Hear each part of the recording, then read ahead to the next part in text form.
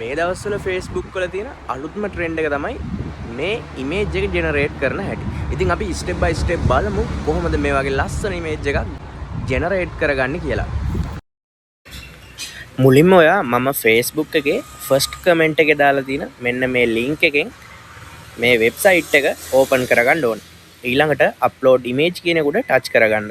ඊළඟට photo library take photo කියන option දෙකෙන් එකක් සිලෙක්ට් කරගන්න. ඊළඟට මේ වගේ කැමති ඉමේජ් එකක් තෝරාගෙන මෙතන time of day කියන තැන ඔයා කැමති day ද night ද කියලා සිලෙක්ට් කරගන්න. ඊට පස්සේ මෙන්න මෙතෙන්ට ඔයා කැමති caption එකක් add කරන්න පුළුවන්.